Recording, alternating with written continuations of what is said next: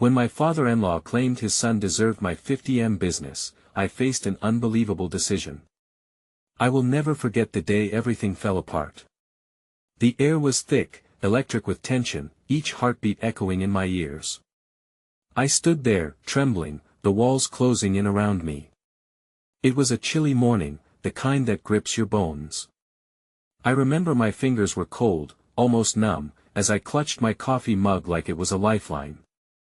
The aroma of roasted beans did nothing to calm the storm brewing inside me.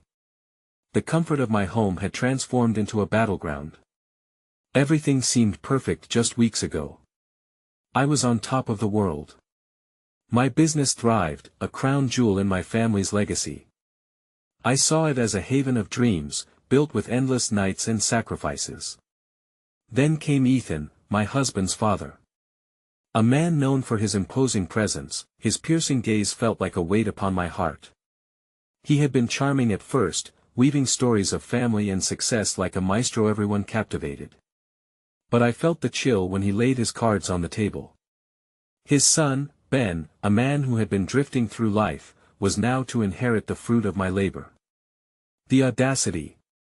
I thought of Ben's indifferent days spent in coffee shops, the lack of ambition that made him the topic of hushed conversations.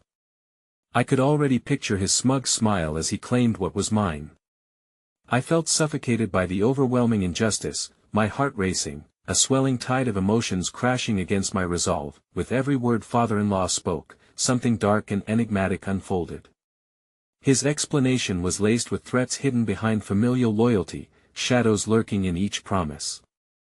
The silence in the room felt palpable, crackling like dry leaves underfoot. Had he always intended to seize my life's work? I could see my husband, Adam, torn between loyalty and honor. His eyes searched mine, and I felt the weight of his confusion sting. Vulnerable, emotionally raw, he was caught in the crossfire. My world spun, my hands trembled, the rift between our families stretching wide. Would I fight? Or would I give in and watch my legacy snatched away? Each choice felt like standing on a knife's edge, teetering with the fear of loss yet longing for justice. There were whispers. What did they know? What were the rumors hiding? I felt myself unraveling, heart pounding, palms sweaty as I struggled to breathe in the overwhelming silence. It was not just about a business anymore. It was about family, trust, and betrayal. The question burned in my mind like a brand: what did I really know about the people I loved? Hey, before we continue with this amazing story, I need to give you an important heads up. Many subscribers have reported that YouTube unsubscribed them without warning. Take a quick second to check the red button below to make sure you're still subscribed to the channel. I'd hate for you to miss any of the exclusive content coming soon.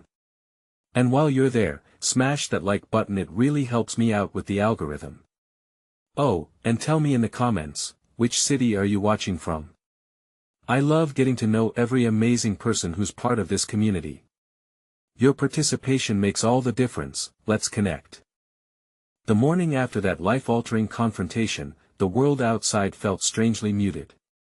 I woke to a gray sky, clouds lingering like dark thoughts in my mind. It was a deceptive stillness, one that offered no solace. As I sat at the breakfast table, the scent of burnt toast filled the air, a grim reminder of my shattered morning rituals. Adam, ever the peacemaker, tried to lighten the mood with tentative smiles and half-hearted jokes. But they felt hollow, echoing the silence that hung between us. Every time I glanced at him, my heart ached anew. I wanted to reach out, to bridge the chasm that threatened to swallow us whole, but words failed me. How could I explain the turmoil churning inside, the bitter taste of betrayal mixed with the sweet memories of our love? We could go for a walk later, he suggested, the hint of uncertainty dancing in his voice. I nodded absently, but inside, I felt crushed beneath the weight of our reality. What was there to talk about? Walking felt futile, a mere distraction from the tempest brewing between my heart and the duty to preserve my dreams. Just as I slid my chair back, the sound of my phone vibrating across the table startled me. My heart leaped, hoping it was Ben offering an olive branch, perhaps a way to ease the tensions. Instead, it was a message from Laura, my closest friend and confidant. Can we meet? I have something important to tell you. It was unusual for Laura to request urgency with our coffee dates. I quickly typed my response, suggesting we meet at our favorite cafe, a place infused with laughter and memories. As I made my way there, a piece of my old self awakened amidst the swirling doubts. How strange that conversations about dreams once flowed so freely here, now overshadowed by looming shadows. The cafe bustled with the familiar buzz of espresso machines and soft chatter. A comforting backdrop, I thought, but even the warmth failed to melt the frost clinging to my heart. Laura was already seated in a corner when I arrived. She looked up with concern etched on her face, her hands twisting in her lap, a signal that something was amiss. That I shouldn't have waited so long to tell you, she began, her voice steady but laced with urgency. I overheard something about Ethan and Ben. It doesn't feel right. My breath hitched. What do you mean? I could hardly believe the tremor in my voice. She leaned closer, her expression serious. They were talking about you, about your business, and about a plan that involves you being pushed out. The word struck me like a physical blow. I blinked, trying to process what she was saying. How did you hear this? I shouldn't have been eavesdropping, she admitted, her demeanor shifting to one of guilt. But it was hard not to when I saw them meeting at the hotel. They were making arrangements. My mind raced. A plan?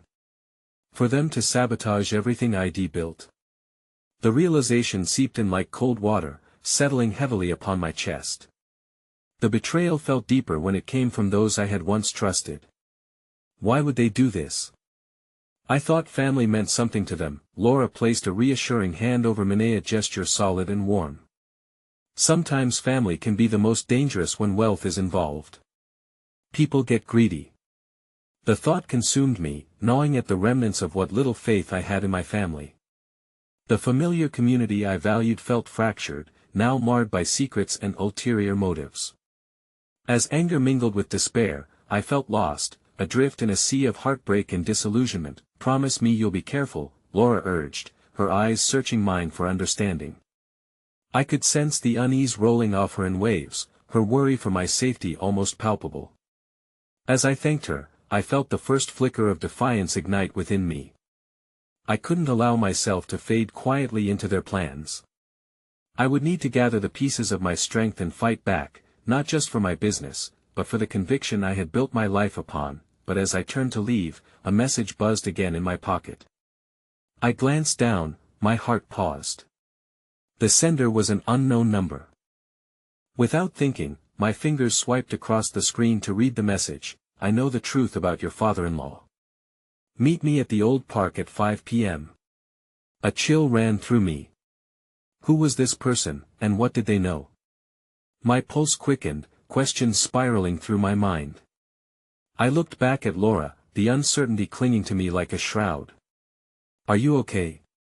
She asked, concern deepening in her tone. But just as I was about to answer, I felt the weight of the day pulling me in two drastically different directions. One path offered safety and ignorance, while the other tugged towards danger laced with the possibility of revelation. Laura, I have to go, I whispered, the gravity of my decision anchoring me in place. I needed answers, and no matter the cost, I was determined to uncover the truth. The sun hung low in the sky, a reluctant participant in the drama unfolding below. Shadows sprawled long across the sidewalk as I made my way to the park, the familiar route now marred by the stakes rising with each step. My heart raced in my chest, a persistent drumbeat that acknowledged both my fear and my determination. The old park was a relic of my childhood, a space where laughter used to spill from the swings and secrets were whispered behind the trees. But now, it felt like a haunted domain, its beauty shadowed by the weight of my impending confrontation. As I crossed the threshold of the entrance, the world went quiet, the leaves rustling softly as if in quiet expectation that I found a bench and sat, heart pounding, scanning the perimeter for the figure who held the key to my father-in-law's secrets. Time stretched dreadfully forward. 5 o'clock came and went, each passing minute tightening the vice around my chest. The air was thick with angst, and I took a deep breath to steady myself, reminding myself of Laura's presence in my corner, her unwavering support bracing me against the uncertainty. 86, just as dusk began to creep in, a figure emerged from the shadows, a man with unkempt hair and an anxious demeanor. As he approached, I wrestled with a mix of relief and apprehension. He had an air of someone accustomed to bearing heavy truths, and his eyes flickered wildly, searching mine for understanding. Are you Amy? He stammered, his voice quivering. Yes, I am, I responded, my heart thumping louder, curiosity blending with trepidation. You sent me a message. He nodded, glancing over his shoulder as if he feared being followed. I know it's dangerous, but what I have to say could change everything for you. Just tell me, I urged, desperate. He swallowed hard, the moment stretching thin. There's something you need to understand about your father-in-law. Ethan's embezzlement and the plans he's making are just the tip of the iceberg. He's convinced that having control of your business will give him power beyond measure. But I know he's been involved in much darker dealings. My breath hitched. What do you mean? Your father-in-law is not just after money. There was a deal, something incredibly unethical, something to do with forged documents and false partnerships. His company might crumble if news gets out. He's willing to take down anyone standing in his way, including you. Shock rolled over me like a tide, but I masked it with a steely resolve. Why would you be telling me this? What do you have to gain? I used to work for him. I left after finding out the truth, but he didn't let me go easily, he whispered, his eyes wide with fear. He threatened me, but it's time someone exposed him. A shiver ran down my spine. I couldn't help but feel a swell of paranoia creeping in, the weight of his words wrapping around me like a vice.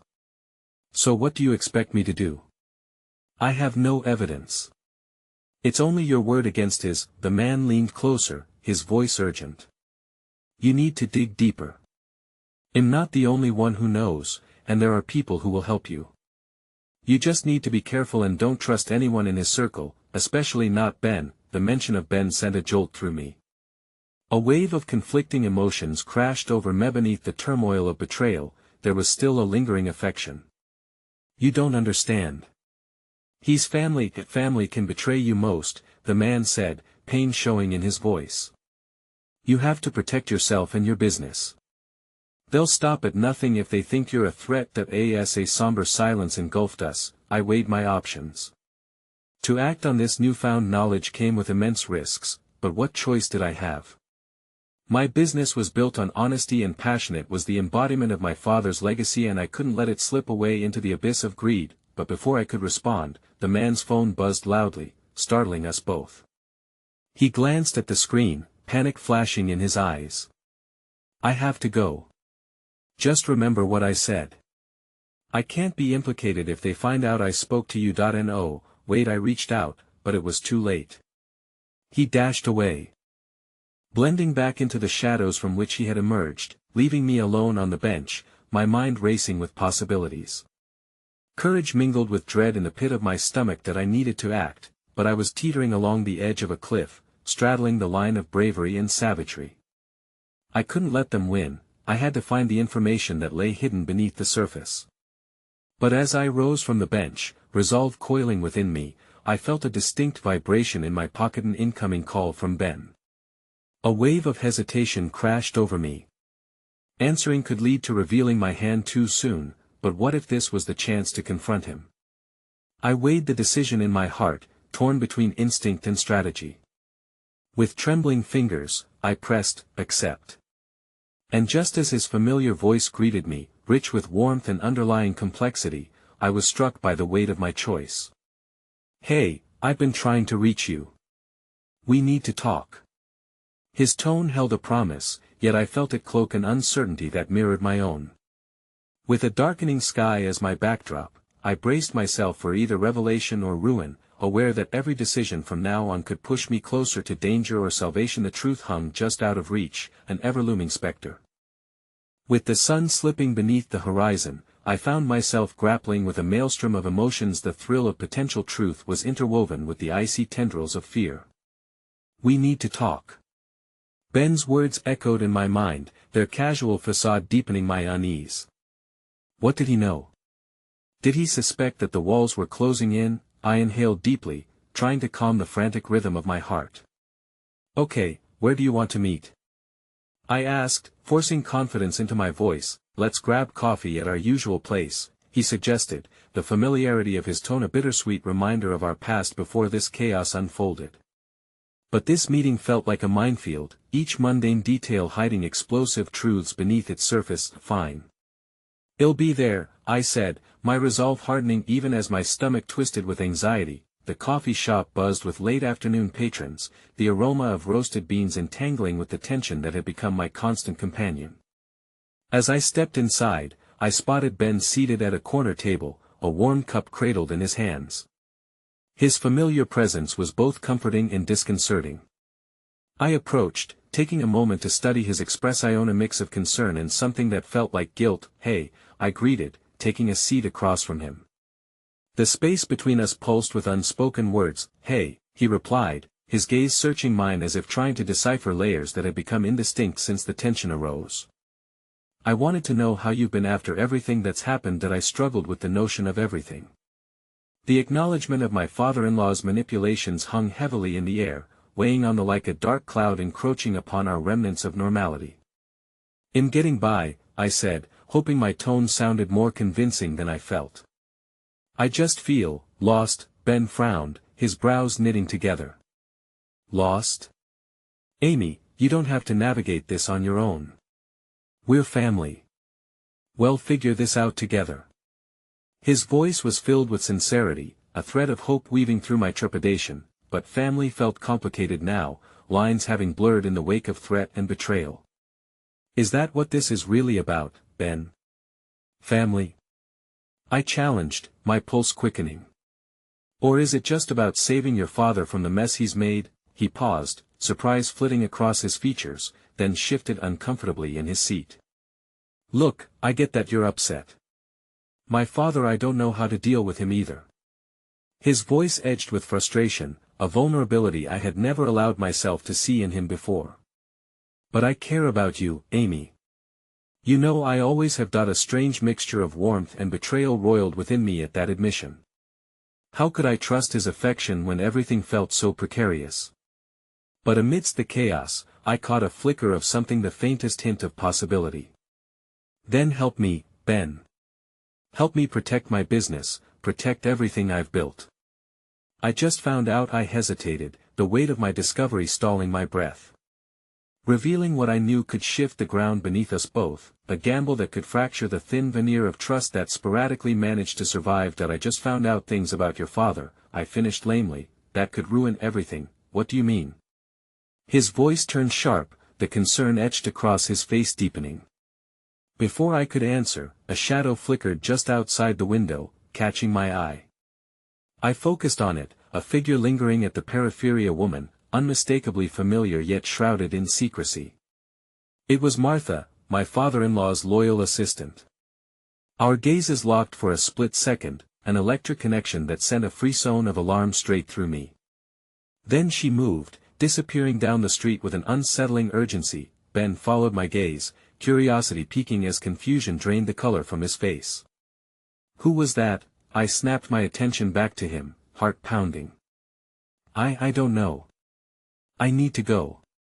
"I'll call you," I said, the urgency in my chest propelling me to my feet before he could respond. My mind raced. Had she seen us? Had she heard anything? As I pushed through the door, the world outside struck me with the intensity of a gale. I searched for Martha, my breaths coming quick and unsteady. The street was a blur, and despair knotted in my stomach.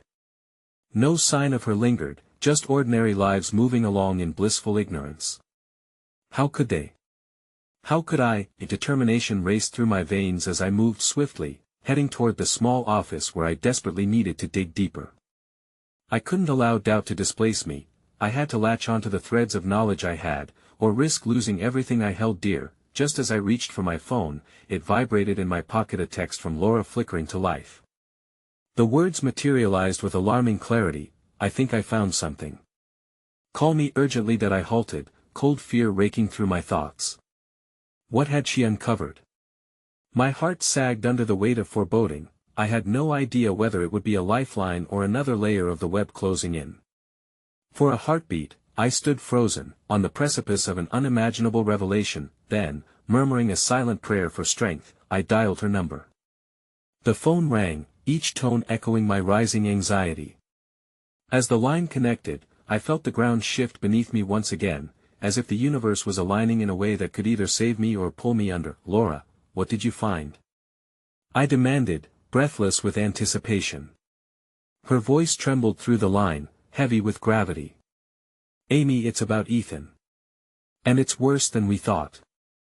As the words left her mouth, the fragile fabric of my world shuddered, and a new wave of despair crashed over me, a potent reminder that sometimes, knowledge could cut deeper than the wounds it sought to heal. The cold wind sliced through the bustling street, contrasting sharply with the warmth of the coffee shop I had just abandoned. Laura's voice echoed hauntingly in my mind as I made my way toward my office, each hurried step made heavier by the weight of impending revelations. My gut churned with dread, unsure of what "worse" could mean in the context of Ethan, who had become such an integral part of my life and the catalyst for my turmoil that I clutched my phone tightly, the warmth of it a stark reminder of how connected I was yet felt profoundly isolated. My business meant everything to me, a realization that became more acute after knowing how easily it could slip from my grasp. I needed to confront the truth, however painful it was. Upon entering my office, I flicked on the lights, allowing the sterile brightness to wash over me. It was a strange sanctuary, filled with memories of late nights, ambitious plans, and the echo of laughter. Now, it felt more like a tomb, an impending sense of loss saturating the air. I settled into my chair, gripping the edge of the desk, my focus consumed by Laura's words. Before I could dial again, my mind spiraled with images of Ethan, his laughter during happier times, the way his eyes lit up when he spoke of our future together. The mere thought of him embroiled in my father-in-law's schemes was paralyzing. I pressed my thumb against the phone screen, desperate to connect but terrified of the implications. Finally, I punched in Laura's number, urgency swirling within me. She answered on the first ring, her voice tinged with an anxiety that mirrored my own. "Amy, we need to meet. I found something in Ethan's emails, and it's not just business. It's personal." A tremor ran through me, the idea that Ethan could be tied up in my impending doom was intolerable. "What do you mean?" I rasped, trying to keep my voice steady. "Just let's talk in person. It's safer. Can you come to the cafe where we usually meet?" The urgency in her voice was palpable, sparking a fear I hadn't anticipated. I nodded, even though she couldn't see me. "Sure, you'll be there in 10. I hung up, my breaths coming heavily as I scrambled to gather myself. Panic was a raging beast inside me, but I harnessed it, reminding myself that action could provide the clarity I so desperately needed. The cafe came into view, its warmly lit windows a stark contrast to the chill outside. Inside, familiar faces filled the small space, but I focused only on Laura's anxious presence in the corner. She wore an expression I hadn't seen since I confided in her about the depths of my fear regarding Ethan's family and their intentions. I hated that I felt that way, yet it felt like a cold truth I had to confront. "Hey," I said, slipping into the chair opposite her, and before she could respond, I blurted out, "Just tell me. What did you find?" Laura leaned in, urgency lacing her features. "Ethan's been involved in meetings every week with your father-in-law. They've been discussing something big, Amy. Something involving your business, and I think they plan to use it against you." The world shifted again, the very ground I stood on trembling with the realization that betrayal ran deeper than I had thought. "Why didn't he tell me?" I whispered, my heart sinking into a well of doubt and fear. "What could they possibly want?" "I suspect they're looking for a way to claim part of your assets, the business he feels entitled to after everything that's happened," she replied, her voice barely above a whisper. "I know how much you love him, and that makes this harder, but if he's colluding with his father you need to be prepared. You can't let them win." A shiver crawled down my spine as her words sank in. Love blurred with turmoil, and I felt that unsettling shift between heart and mind. "If he's in on this I don't know if I can ever forgive him." The statement hung heavy between us, a profound despair coloring the air. Before Laura could respond, my phone vibrated insistently on the table again. Glancing at the screen, I saw Ben's name glimmering like a beacon reminder of the familial bond one was trying to comprehend. My heart raced as a pang of guilt crept in. He could be a part of this chaos, too. Maybe his kindness came from a place of conflicted loyalty. I decided to let it go to voicemail, focused entirely on Laura, the only ally I had left in unraveling the truth. Laura put her hand over mine, an anchor amidst the whirling storm of my thoughts. Whatever it takes, we'll find a way to protect what's yours. We have to trust that the truth will out, even when it's messy. Just then, the door swung open, and a woman entered, her fiery red hair cascading around her shoulders like an aggressive flag. It took only a moment for me to recognize her, Trina, my father-in-law's personal lawyer and one of the most intimidating figures in this entire mess. Her face was set in an expression of smug certainty, and an icy chill crept up my spine. "Heard you were looking for answers, Amy," she called, her voice slicing through our moment. "You really might want to reconsider who you trust." My heart thudded violently in my chest, the finality of her statement even more to unravel. In that instant, optimism crumbled into unease as I stared back at Laura, an unspoken dread hanging in the air. Who else was entangled in this web? As Trina moved closer, I exchanged a glance with Laura, a silent agreement solidifying in our eyes. We would fight this, but the tightening cords of betrayal felt unbreakable. My father-in-law was not merely a threat, he was a king in this game, and I was left wondering just how far I was willing to go to protect everything I had built and at what cost.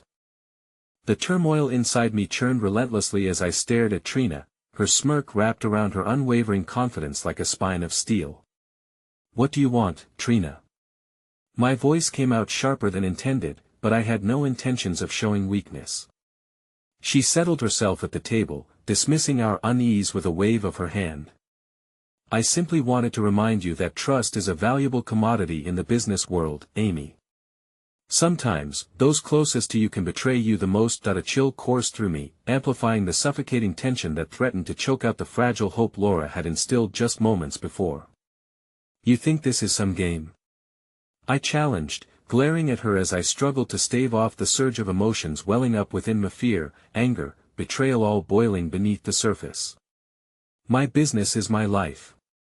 This is not a game." "Of course," she replied, her tone feigning sympathy, "but you should know that your father-in-law has leverage." The implications hung in the air like an unwelcome specter. "Leverage?" I repeated incredulously, clinging to my defenses. "What could he possibly have against me?" Trina leaned closer, her voice low as though she was sharing a precious secret. "Your husband may not be the only one with ties to his family's business dealings. You see, what affects one member of the family can have rippling consequences for all. Is it really worth losing not just your business, but the ones you love?" As those words sunk in, the weight of them sank deep, dragging my heart into an abyss where despair and disbelief collided. I thought of Ethan, our plans, the dreams we had sketched out together beneath the stars, and it felt as if my heart shattered into a million painful pieces. "You're lying!" I snapped, but even I could hear the lack of conviction in my voice. "Am I?" Trina shot back, her eyes glinting with a predatory delight. "The truth has a funny way of revealing itself when you least expect it." Before I could muster a response, the cafe door swung open again, bringing with it a gust of wind that swept through the establishment. I turned to see Ben, his face washed in concern, hurriedly making his way toward our table. The relief I felt upon seeing him was quickly snuffed out by the lingering shadows of Trina's threats. "Hey, Amy," he said, turning his gaze from me to Laura, hesitation palpable.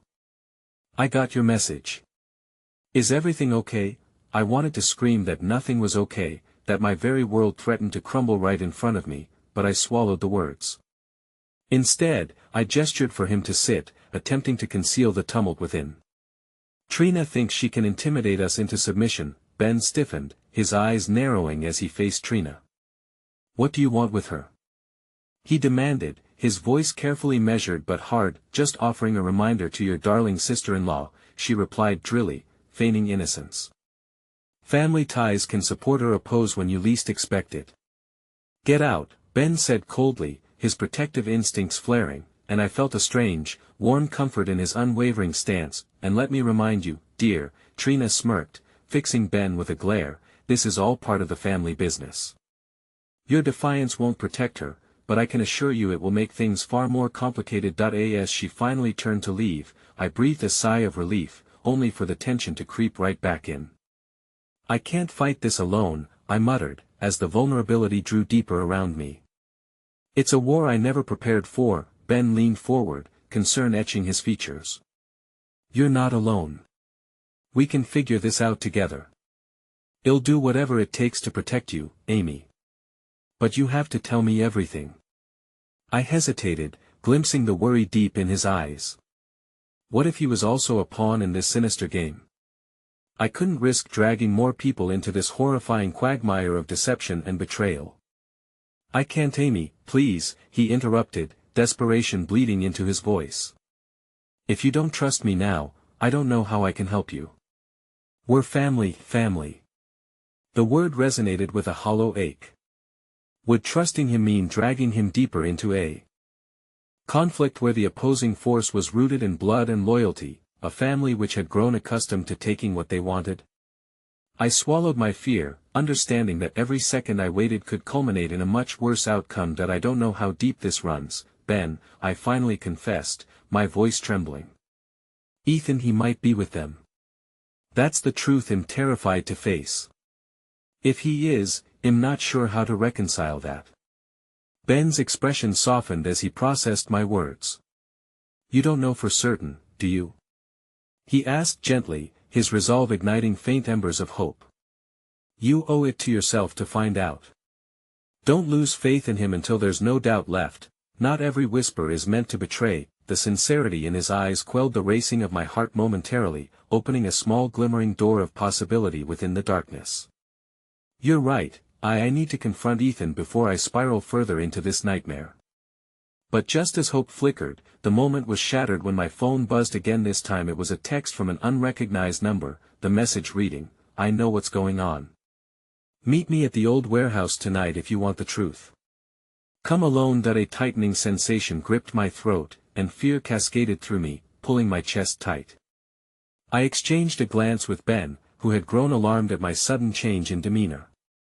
I wanted to tell him about the message, but part of me hesitated, unwilling to drag him into yet another dangerous path that could lead us both down ruin. "I have to go," I said suddenly, adrenaline flooding my system. "Wait. Who sent that?" Ben asked, urgency rising. "I don't know, but if there's a chance to uncover the truth, I can't ignore it." I stood, unwavering but shaken. "Do you really think it's safe?" he challenged, worry etching every contour of his face. "I have to, Ben. I can't live in this limbo. Not anymore." I turned away, moving toward the exit before I found the courage to change my mind, my heart beating like a drum against my ribcage. As I stepped back into the night, the crisp air bit at my skin, and for a moment, I felt alive. But thoughts of who might be pulled into the madness burned in the back of my mind, a reminder that each choice held the weight of my entire world. I was heading into the unknown, holding tightly to the thread of hope that I could still untangle the truth from lies, but standing on the precipice of revelation meant risking everything, including my heart. And in that moment, as I walked toward the darkness, the final seed of doubt whispered that I might just be foolish enough to believe in Ethan one last time. The darkness loomed ahead as I navigated the quiet, empty streets toward the old warehouse. Each footstep felt weighted with risk, as if the pavement beneath me was a tightrope strung high above a churning sea of uncertainty. My phone buzzed in my pocket, another reminder of the precarious line I was walking, but I resisted the urge to check. One communication could pull me deeper into this treacherous abyss. As I neared the warehouse, anxiety twisted in my gut, each breath becoming a battle against hope and dread. I couldn't shake the image of Ethan's face, the laughter in his eyes, the warmth in his embrace, and the devastating possibility that I could lose it all, including the love I had thought was unwavering. The memories clung like fog, blurring my vision as I stood before the large, rusted door. Taking a deep breath, I pushed the door open, my heart racing as a creak echoed in the cavernous space. Inside, the scent of damp wood and stale air mingled with something else, an anticipation that crackled like static in the atmosphere. Shadows danced, casting strange shapes in their wake, and I squinted toward the dim light filtering through broken windows. Hello? My voice trembled slightly, the sound swallowed by the vast emptiness. I stepped inside cautiously, the echo of my footsteps bouncing off the walls. A low voice broke the silence, sending a shiver up my spine. You came alone, just as I asked. The figure emerged from the shadows, a silhouette parting the darkness with an unexpectedly familiar stance. Who are you? I demanded, bracing myself, yet deep down I recognized him. Greg, the enigmatic figure from Ethan's past, the one who always seemed just a whisper away but never quite present. That I am a friend of Ethan's, he said, stepping closer into the light. His expression was serious, his eyes dark pools reflecting both concern and determination. This situation is serious, Amy. You need to know what you're up against. What do you want? I pressed, an uneasiness settling over me as I wondered if I could trust him. Is this about his family? Is Ethan involved in whatever they're planning? Greg shifted uncomfortably, his gaze flickering as though weighed by a burden. The truth is, I've seen things that make me worry for both you and Ethan. I came to share what I know. Damn, my heart tightened, caught between desperation and wariness. What things? He glanced toward the entrance, as if assessing the safety of our conversation. Ethan's father doesn't just want your business, he wants control. He will use any means necessary to get what he thinks is rightfully his, including pushing Ethan to turn against you. No, I breathed, the denial slipping through my lips like a last vestige of hope. He wouldn't do that. Not Ethan. I could hardly hold the words together. If it comes down to loyalty to family or to you, I fear for what side he might choose. Greg's voice softened, a deep empathy laced within it. He's in a tight spot, Amy, and I know he cares for you, but, the stakes are higher than you can imagine. Tears pricked at my eyes, and I fought against the rise of despair threatening to drown me again. What does this mean? If Ethan's caught in the middle, how can he choose? Greg hesitated, then leaned closer, the urgency in his voice palpable. You need to confront him. Find out where he truly stands. Don't let his father manipulate him. There are dark forces at play here, and you both need to be prepared for what's coming. Before I could process the gravity of his words, a series of footsteps echoed just outside the warehouse, an abrupt intrusion into our conversation. Adrenaline surged through me, and I turned toward the sounds. Do you hear that? Greg nodded, his eyes widening. We're not alone. You have to go now. I hesitated, torn between the need to dig deeper into this revelation and the instinctual urge to flee the brewing danger. But I need to know if Ethan is. There's no time, Greg insisted, urgency thrumming in his voice. You need to leave before they find you here. Before I could protest, he grasped my arm and pulled me toward a side exit. I stumbled, glancing back as the footsteps became louder, anxiety intertwining with panic. I felt the prickle of fear take root. If they discovered I was here talking to Greg, there would be no escaping whatever storm was brewing. Go. Please. He hissed as we slipped through the door, the night air enveloping us like a cloak. I bolted into the shadows, my mind racing frantically, every instinct screaming for clarity. What had I just learned? And what did it mean for Ethan and me? I barely had time to process if I could really trust Greg before I heard someone call out from behind us, voices demanding answers, laced with authority and a hint of menace. Stop. This isn't over. The sound echoed into the night, mingling with the rapid beat of my heart, a stark reminder of the battle I had inadvertently entered. Fear propelled me forward, but as I glanced back at Greg, something shifted within me. A memory flashed, Ethan's laughter, our dreams, our hopes submerged in swirling chaos along with my trust. I couldn't just run, I had to fight, to uncover the truth before it consumed us both, but as I turned the corner, I couldn't shake the piercing sensation that in the pursuit of truth, I was about to uncover a deeper betrayal. As I dove into the dark alley, I felt the profound weight of the choices before me. Would I lose Ethan and my dreams, or could I save us both from the impending storm? The revelation lingering in the air reminded me as I pushed ahead. Sometimes, the truth not only hurt but dismantled everything you thought you knew. My heart raced as I fled into the alley, the chilling breath of night tightening around me. Each step felt like a question echoing in the darkness. What did Greg really know? How deeply was Ethan ensnared in the web of his father's ambitions? I had to find him, to understand where his loyalty lay, but the pounding of my pulse drowned out any coherent thought.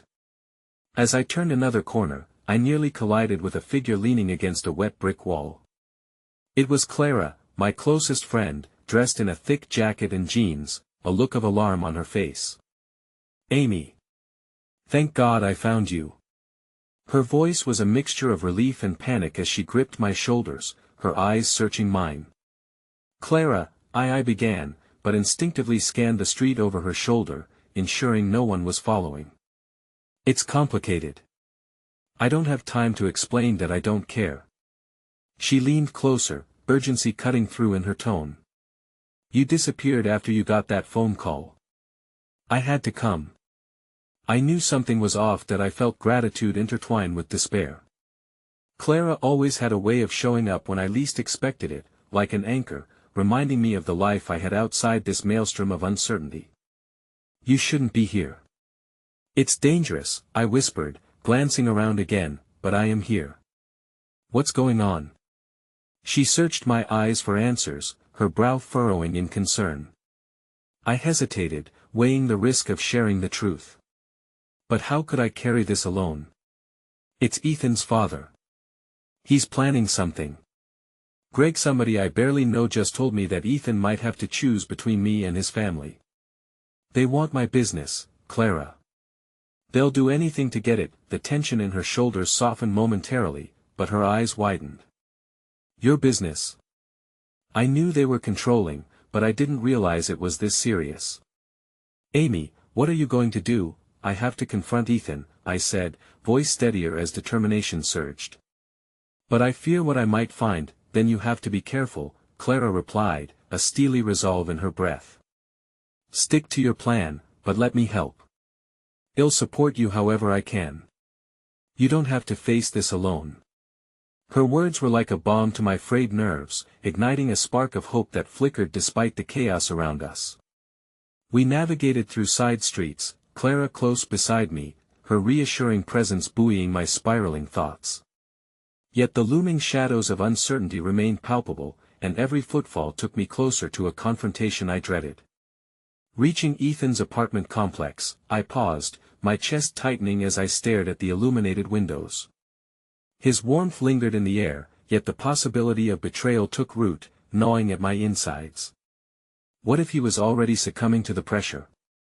The weight of the world felt crushing as I pushed through the doors and took the stairs two at a time, a sense of urgency propelling me forward. When I reached his door, I hesitated. What if he wasn't alone? What if there were forces at play that I couldn't comprehend?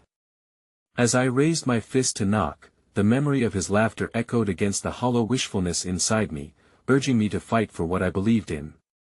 My hand dropped.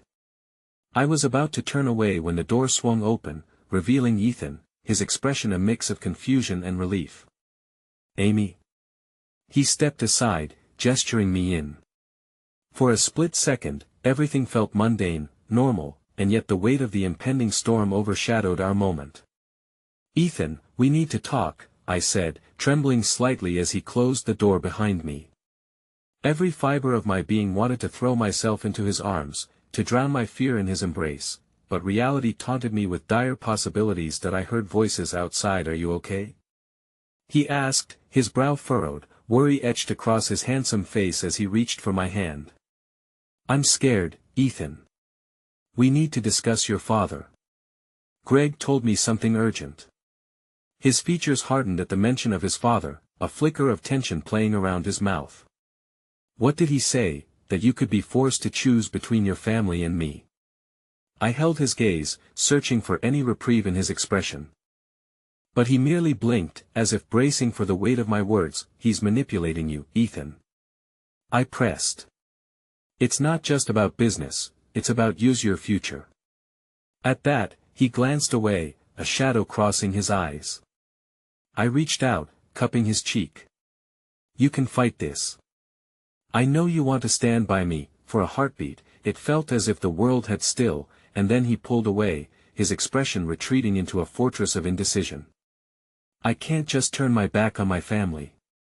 You don't understand what's at stake. No, I don't, but am willing to fight for what we have. I cried, the knot in my stomach tightening as desperation surged. But I need to know where you stand.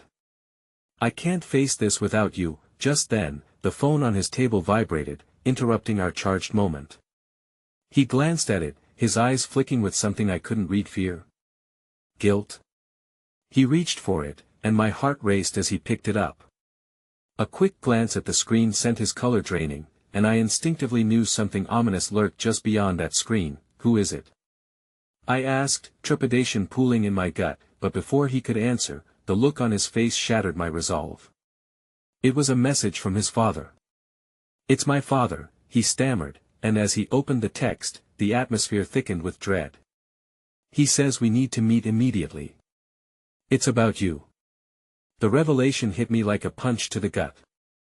The walls felt like they were closing in, the urgency of the moment crashing down as any semblance of safety evaporated. What did it mean that we were on the precipice of another confrontation so soon? Trust wavered, and my heart sank in realization this battle was only beginning, and the stakes were higher than ever. Ethan, don't, I started, desperate, but he cut me off with a nod, resolve hardening in his eyes. I have to go, Amy. I've never been more scared, but I can't turn my back on him, he said quietly, the words hanging heavy in the air. As he opened the door, I felt a piece of myself splinter off, uncertainty clouding my vision. In that moment, the truth I had chased since the beginning loomed before me, threatening to unravel us both. Loyalty and love had never felt so far apart, tossed amidst dark ambitions. This was not just about family, it was about survival, and it would change everything. And as I stood there, holding on to the remnants of my shattered hope, I couldn't help but wonder if I would ever get Ethan back unopened, or if the very fabric of what held us together would unravel into something unrecognizable. Ethan's footsteps echoed down the hallway, growing fainter as he disappeared into the night. I stood frozen, an unshed tear threatening to spill over. What had just happened? It felt like the world had cracked open, revealing abysses of choice and consequence beneath our feet. Turning back towards the dimly lit apartment, I inhaled deeply, the air thick with the scent of his cologne and my unrelenting fear. The weight of Ethan's words resonated in my mind. I can't turn my back on him, and spiraled with the realization that every moment we spent together had been tainted by his family's ambitions. I flopped onto the sofa, the cool leather biting against my skin. My phone buzzed, jolting me from the suffocating thoughts clamping down on my chest. Clara's name flashed across the screen. I hesitated, uncertain of what I could even say. Yet I knew I needed her, my confidant, my unwavering support. Hey, I answered softly, my voice barely a whisper. Are you okay? Her immediate concern forced a sob from my throat. I'm worried, enough to drive back and break down that door if I have to. I don't know, I admitted, letting the tears fall. Ethan is torn, and I'm terrified about what this means, Clara. His father has him wrapped around his finger, and I could lose him. I've never felt so alone, not even when I thought he had betrayed me. Listen to me, she said firmly. You're not alone. We'll figure this out together. What's your next step? You can't just sit there and wallow. Her words lit a flicker of resolve within me. I have to meet with his father. I need answers, and I need to confront him about what he plans to do to my business, to us. Amy, that's risky. What if he uses this against you? I know that, I replied, the urgency creeping back into my voice. But I can't wait anymore. It's my life at stake here too. I refuse to be a pawn. Clara sighed, and I could almost see her pacing in her living room. Fine. But promise me you'll take someone with you. I'll be there if you need me. Before I could respond, a new vibration caught my attention, a text from an unknown number. Confusion gripped my heart as I read the message. Meet me at Sweeney's Diner tomorrow at noon. I have information about your business. Fear and curiosity mingled in my veins. Who was this? And why did they want to meet? But before I could dissect the implications, my mind raced to Ethan's father and his impending confrontation.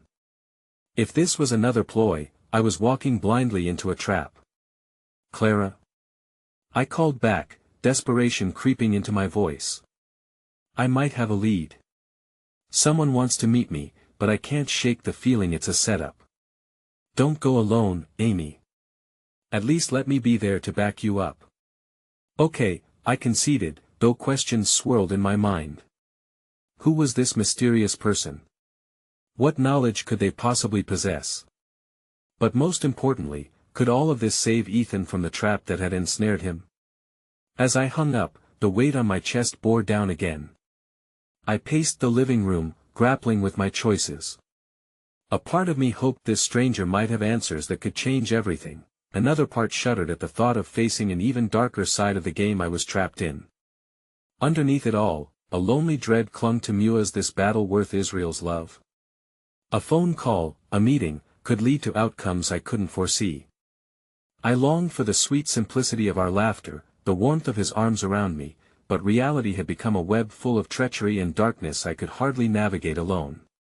The clock ticked inexorably forward, noon loomed like some dark prophecy.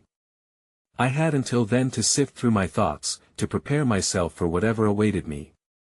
That night, sleep eluded me. The shadows danced across my walls, transforming the comforting confines of my home into a landscape of anxieties. I envisioned Ethan standing between worlds, teetering on the edge of decisions that could break us. As dawn broke, a small sliver of light seeped through the curtains, mingling with the dread that clung to my very existence. A part of me clung to hope perhaps there was a chance. This stranger held the key to unraveling the chaos. But as I steeled myself for the day ahead, a chilling thought took root: if I faced Ethan's father today, I might not only risk my business, I might lose Ethan forever. My heart ached as I prepared to step into the storm, uncertainty wrapped tightly around me. As I pulled my jacket on, a final message buzzed angrily, and I read the screen with nervous trepidation: "You won't want to miss this meeting. Your future depends on what I have to say." The words crushed any hope I tried to cling to. Every heartbeat felt like a countdown to the unfolding showdown that awaited. Would I come out the other side whole, or would I find myself irrevocably changed? The answers lay just a heartbeat away, and when I stepped outside, the world felt heavier than ever before. The sunlight felt surreal on my skin as I walked toward Sweeney's diner. Each step echoed a heavy rhythm in my chest, a nervous drumbeat that mixed anticipation with dread. I replayed the night's events in my mind: how Ethan had stepped away in search of his father, how uncertainty blanketed the air we had once shared so easily. Had we been mistaking illusions for love? The thoughts twisted and turned, driving me closer to the diner that symbolized more than just a meal.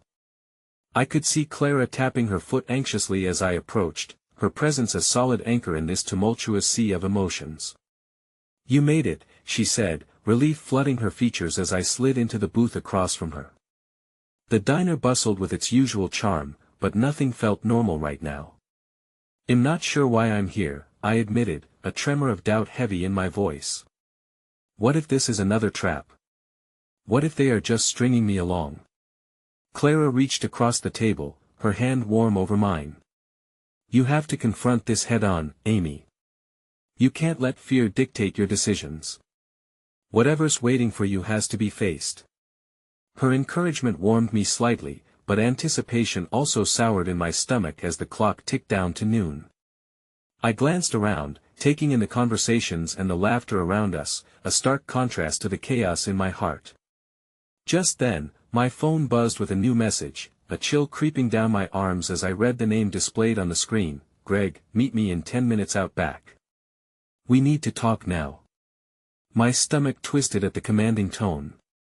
"He wants to see me now," I told Clara nervously. "What do I do?" "Go," she said firmly. "I'll wait right here. Don't hesitate. Trust your instincts." With a deep breath, I stood and made my way to the back exit of the diner.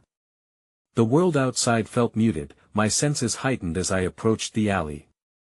I spotted Greg leaning against the wall, arms crossed, his demeanor serious. "You came," he acknowledged, and I nodded. What did you find out? His expression hardened as he glanced over his shoulder. Ethan's father is more dangerous than I thought.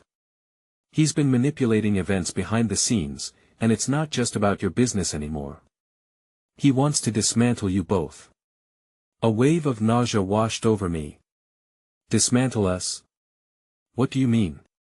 He's convinced Ethan that you are the source of all his problems, and he'll do anything to regain control, Greg explained, his voice low and urgent.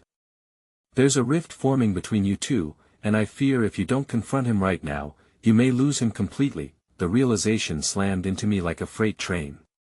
I had to act, yet I felt unmoored adrift in a sea of looming betrayals. But how can I confront him when I'm not even sure where his loyalties lie? You need to make him choose. Let him know you're aware of his father's plan. Let him understand the stakes, Greg insisted. But know this, if you go through with it, there's a chance you could lose him forever. The weight of those words sank deep, my heart thrumming in panic. The idea of losing Ethan, the thought of severing our bond because of sinister plots, felt like drowning in horror. Do you believe he will turn his back on me? I asked, fear clawing at my throat, only if he believes the lies. That's why you need to fight. There's still hope, but you have to galvanize him away from that darkness, Greg urged. Swallowing hard, I took a deep breath, summoning courage I didn't know I had. You're right. I refuse to give up on him. I can't let his father's shadow dictate our fate. I turned on my heel, marching back toward the diner and straight into Clara's worried gaze, which quickly shifted into encouragement. That I am ready, I announced, an unexpected steeliness in my voice. Clara nodded, admiration etched into her features. Then we do this together. Together, we made our way toward a confrontation that bore the weight of a lifetime, every possible outcome racing through my mind. It was time to face Ethan. As we entered the diner, I spotted him there, sitting alone at the booth where we'd shared countless meals. The warmth of his presence drew me like the sun, but fear clung to my heart as I approached. I hesitated at the edge of the table, a storm of emotions dancing in my chest: love, fear, anger, betrayal, all intertwined like the branches of a twisted tree. Ethan, I said, my voice unsteady but resolute. He looked up, surprise washing over his features. I could see the pain etched in his eyes, a mirrored reflection of my own. We need to talk about your father. His gaze faltered, a shadow of anguish crossing his face. Amy, I can't discuss this right now. Why? I pressed, feeling the desperation rise in my chest. Why can't you see that you're being manipulated? Your father wants to push us apart. He thinks you'll turn against me, and if we let him, he will succeed. His brows furrowed, uncertainty swirling in his eyes. How do you know this? Greg told me, I admitted, holding his gaze steady. He's been in the background, and he knows what your father is planning. I could lose you, Ethan, and I won't let that happen without a fight. Silence clung around us as he processed my words. Clara watched from a distance, a protective guardian rooting for our love to prevail. You think I would choose him? He's my father. I think your father views family as a chain with him at the top. I countered, my voice rising with urgency. If you let him control this, he'll tear us apart. You have to fight back. Tension filled the space between us, and I watched the gears shift in his mind, every possibility weighing heavily. A flicker of realization crossed his face, and he opened his mouth as if to forge a response, but faltered. That I don't want to hurt anyone, Amy. But you're hurting me. Don't you see what this is doing to us? I felt tears prick at my eyes, the emotional avalanche threatening to engulf me. I want you to choose us, don't choose me. The bubbles of silence broke as his heart began to shift, a tenderness beginning to form through fear. There's so much at stake, then let's stake it together. I begged, desperation lacing my words. I have faith in you, Ethan. Don't let your father's poison seep into our lives. I believe in us. A moment stretched thick with emotion, and I could see the flicker of hope dance behind his eyes as realization filled the void between us. He stood up, the decision brewing within him, and the moment crystallized into something monumental. "Okay," he said, determination lacing his gaze. "I will fight for us. I'll confront my father head-on. No more lies." My heart swelled, binding the two of us together, even as the storm raged around us. I fought to stay strong. "And we'll find a way to protect your future and mine together." Ethan stepped closer, taking my hand in his, our fingers intertwined like hopes we refused to relinquish. But before we could revel in this newfound connection, my phone vibrate done more message that unknotted the warmth. I quickly read it: "Your choices have consequences. Be aware." His father's shadow loomed larger, a reminder that this battle had only just begun. With a surge of anger and determination coursing through my veins, I drew strength from Ethan's grasp. "Whatever may come, we'll face it together," I declared, my heart bursting with affirmation, a promise to ourselves against the tides of turmoil, and as we stepped from the shadows of the diner, the weight no longer felt unbearable, hope intertwined with love, a courageous path forward beckoning, lit by the flame we had ignited together. No matter what came next, I vowed I would fight for my dreams, for my legacy, and for the love that deserved to rise against the storms that threatened to consume us whole. It was time to reclaim our hearts, our lives, and face the dawn of a new beginning with fierce love guiding us forward. In the face of trials, I realized love can be unwavering, and I felt a fierce determination to hold on tighter, for love was a choice, strong enough to withstand any storm. As I looked into Ethan's eyes, deepened by understanding, I knew the journey to rebuilding wouldn't be easy, but it was a journey worth taking together. And as we walked into whatever lay ahead, one final thought resonated through my heart: true love doesn't just survive, it thrives in the face of adversity, carving paths to redemption when it seems all is lost.